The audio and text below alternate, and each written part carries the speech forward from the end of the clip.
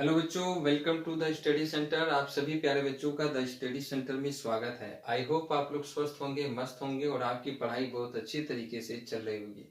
प्यारे बच्चों, आज की इस क्लास में हम लोग प्रश्नावली वंशी के क्वेश्चन को सॉल्व करेंगे और इसका पहला क्वेश्चन है, सिद्ध कीजिए कि 3√3 एक अपरिमेय संख्या है। कैसे किया जाएगा, आइए इसको सॉल्व करते हैं। तो मैंने आपको इससे प्रीवियस क्लास में, इससे पिछले वाली वीडियो में मैंने आपको बताया था कि किस प्रकार से आप संख्याओं की अपरिमेयता को सिद्ध कर सकते हैं। अगर आपने उस वीडियो को नहीं देखा है तो आप प्लेलिस्ट में जाइए और उस वीडियो को देखिए, आपको सब कुछ समझ में आ जाएगा। तो हमें इसको अपरिमेय संख्या सिद्ध करना है, तो हम इसका अपोजिट मानेंगे। माना 3√3 एक परिमेय संख्या है, एक परिमेय संख्या है।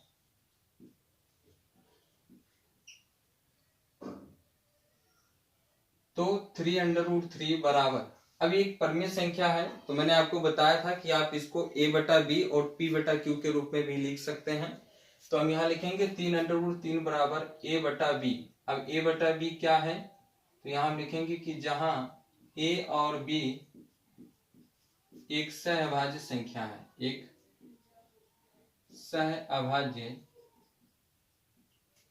संख्या है,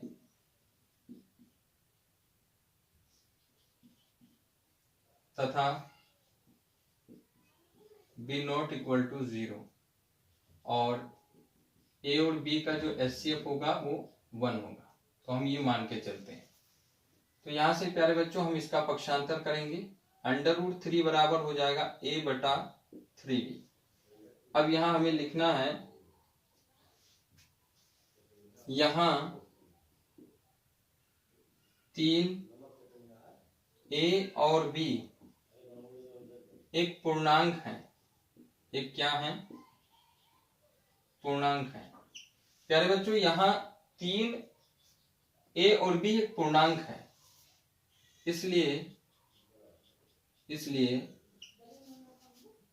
a/3b एक परिमेय संख्या है, एक परिमेय संख्या है। यहाँ 3 a और b एक पूर्णांक है, इसलिए a/3b एक परिमेय संख्या है। तो √3 भी, तो √3 भी एक परिमेय संख्या होगी, एक परिमेय संख्या होगी। भाई हम कह रहे हैं कि a और 3b एक परिमेय संख्या है। क्यों? क्योंकि a 3 और b ये जो है एक पूर्णांक है। अगर ये परिमेय संख्या है तो ये भी होनी चाहिए, परंतु इस तथ्य का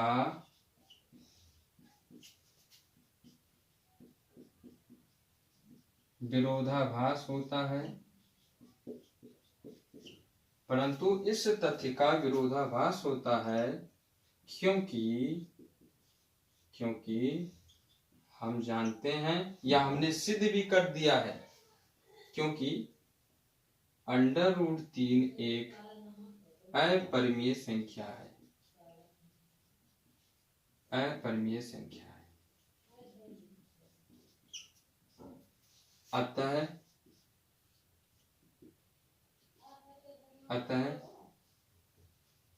निष्कर्ष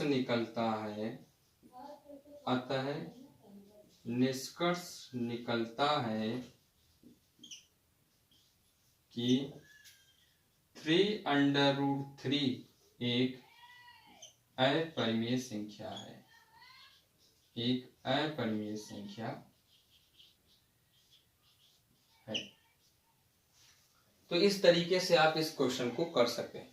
अब प्यारे बच्चों, आप याद रखिएगा, यहां मैं लिख देता हूं, आपको एक क्वेश्चन में 5√2, 2√2 और 2√3, 5√2, 5√3 आदि प्रश्नों आदि प्रश्नों को आप इसी तरीके से सॉल्व कर सकते हैं। ठीक है, अगर ऐसे क्वेश्चन आपको मिलता है इस तरीके का, तो आप उसको इसी मेथड से, इस तरीके से उसको हल कर सकते हैं। तो यहाँ हमने सिद्ध किया है कि 3√3 एक अपरिमेय संख्या है। एक बार फिर से देख लीजिए कैसे करना है। तो 3√3 एक परिमेय संख्या, आप इसका अपोजिट मान के चल रहे हैं। 3√3 a बटा b, जहां a और b एक सहभाज्य संख्या है तथा b नॉट इक्वल टू 0 है और ab का जो HCF है वो 1 है। आप यहाँ p बटा q भी लेकर के कर सकते हैं। √3 बराबर a अपॉन 3b, यहाँ 3 a और b एक पूर्णांक है, इसलिए a बटे 3b एक परिमेय संख्या है। अगर ये परिमेय संख्या है तो √3 भी एक परिमेय संख्या होगी, परंतु इस तथ्य का विरोधाभास होता है क्योंकि √3 एक अपरिमेय संख्या है। हम जानते हैं, हम निश्चित भी किया है। अतः निष्कर्ष निकलता है कि 3√3 एक अपरिमेय संख्या है। तो इस प्रकार से आप सवालों को कर सकते हैं। तो प्यारे बच्चों, चलिए बात करते हैं क्वेश्चन नंबर 2 की। क्वेश्चन नंबर 2 कह रहा है कि सिद्ध कीजिए कि √5 एक अपरिमेय संख्या है। प्यारे बच्चों, आपको याद होगा, मैंने इससे प्रीवियस क्लास में, आप जो इसके प्लेलिस्ट में जाइएगा और प्लेलिस्ट में आपको संख्याओं की अपरिमेयता सिद्ध करने वाला जो क्लास हमारा जो वीडियो था उसको देखिएगा। मैंने वहां पे इस तरीके के प्रश्नों को सॉल्व करने के लिए बताया है कैसे किया जाएगा। मैंने ये भी बताया था कि आप √2 को कैसे सिद्ध कर सकते हैं। तो अगर आपको याद हो कि जिस तरीके से आप √2 को सिद्ध कर सकते हैं, ठीक उसी प्रकार से आप √5 को भी ये सिद्ध कर सकते हैं कि ये एक अपरिमेय संख्या है। और इस सवाल को करने के 2 तरीके मैंने आपको बताया था। तो चलिए हम लोग देखते हैं कि इसको हम लोग कैसे कर सकते हैं। तो सबसे पहले हम क्या करेंगे, इसका अपोजिट मानेंगे। अपोजिट मान के करना है हमें। माना √5 एक परिमेय संख्या है।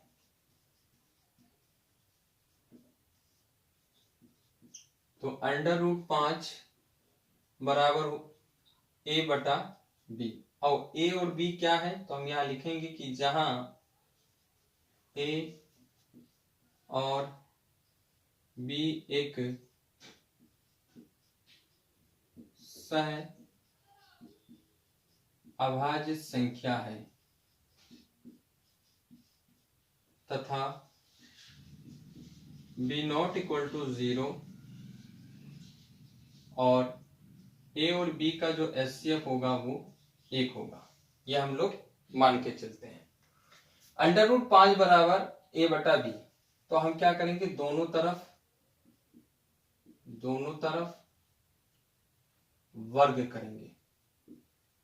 वर्ग करने पर जब दोनों तरफ वर्ग करेंगे तो √5 का स्क्वायर और a² बाई b², तो ये हमें मिलेगा 5 बराबर a² b²। तो यहां से हम b² बराबर लिख सकते हैं a² बाई 5। और फिर हम यहां लिख सकते हैं कि यदि 5 a² को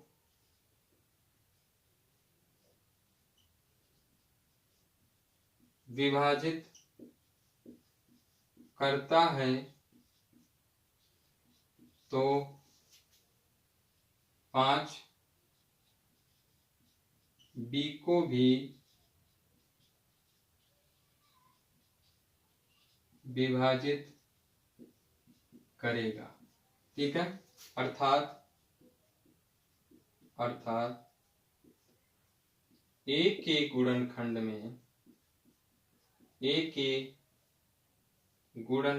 में 5 भी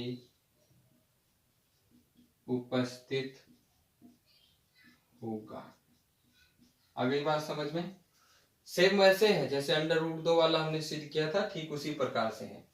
अब जब हम a में 5 का भाग देंगे तो हमें कोई ना कोई एक पूर्णांक मिलेगा। तो माना कि जब a में 5 का भाग देते हैं तो c मिलता है। यहाँ हम लिखेंगे कि जहां c एक पूर्णांक है, हम ये मान के चलेंगे कि यहाँ पे c क्या है, एक पूर्णांक है। ठीक है, तो यहाँ से a बराबर क्या हो जाएगा 5c। अब दोनों तरफ वर्ग करने पर दोनों तरफ वर्ग करेंगे तो ये हो जाएगा a² बराबर 25c²। ठीक है, और इसको आप समीकरण नंबर 1 दे दीजिए। यहां हम लिखेंगे a² का मान समीकरण 1 में रखने पर, समीकरण 1 में आप a² का मान रखिए तो हम रखेंगे b² बराबर 25c²/5। इस 5 को 25 से काटेंगे तो 25 आ जाएगा, यानी b² आप मिलेगा 5c²। यहाँ से हम c² बराबर लिख सकते हैं b²/5। फिर से वही बात सामने आई कि यदि 5 b² को विभाजित करता है तो 5 b को भी विभाजित करेगा,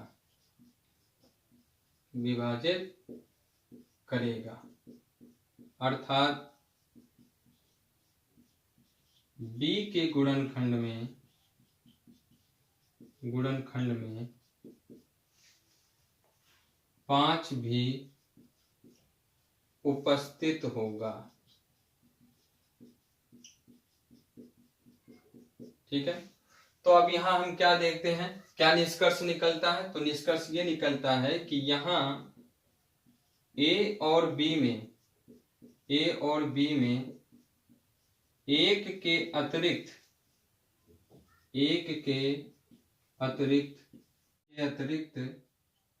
5 भी उभयनिष्ठ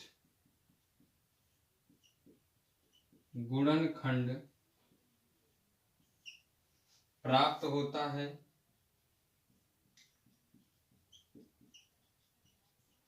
जो कि विरोधाभास है।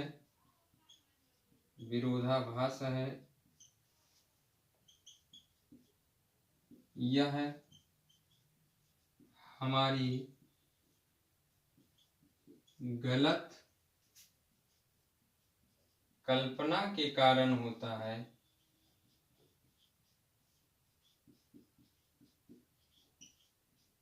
अतः √5 एक अपरिमेय संख्या है। √5 एक अपरिमेय संख्या है। यहाँ A और B में एक के अतिरिक्त 5 भी उभयनिष्ठ गुणनखंड प्राप्त होता है, जबकि ऐसा नहीं होना चाहिए। क्यों? क्योंकि हम यहाँ मान के चल रहे हैं कि A और B का जो HCF होगा, जो उभयनिष्ठ गुणनखंड होगा, वो केवल 1 होगा, लेकिन यहाँ 1 के अलावा 5 भी मिल रहा है हमें। इसलिए क्या हो गया कि ये विरोधाभास है, यह तथ्य जो है वो विरोधाभास है। ये यहाँ हमारी गलत कल्पना के कारण होता है। इससे ये निष्कर्ष निकलता है कि √5 एक अपरिमेय संख्या है। ठीक है प्यारे बच्चों, आप इसी तरीके से √2, √3, √7, √11 आदि प्रश्नों को भी सिद्ध कर सकते हैं इसी तरीके से। ठीक है, तो प्यारे बच्चों, आज की क्लास में हम लोगों ने प्रश्नावली 1C के क्वेश्चन नंबर 1 और क्वेश्चन नंबर 2 को सॉल्व किया। आई होप आपको ये क्लास अच्छा लगा होगा और मेरे द्वारा बताए गए मेथड से आप इस प्रश्नों को समझ पाए होंगे। अगर आपको ये वीडियो अच्छा लगा है तो वीडियो को लाइक कर दीजिए और अपने सभी दोस्तों में शेयर कर दीजिए। और अगर आपने अभी तक चैनल को सब्सक्राइब नहीं किया है तो प्लीज आप चैनल को सब्सक्राइब कर लीजिए। तब तक के लिए आप सभी प्यारे बच्चों का बहुत बहुत धन्यवाद। मिलते हैं अगली क्लास में। Thank you, thanks for watching.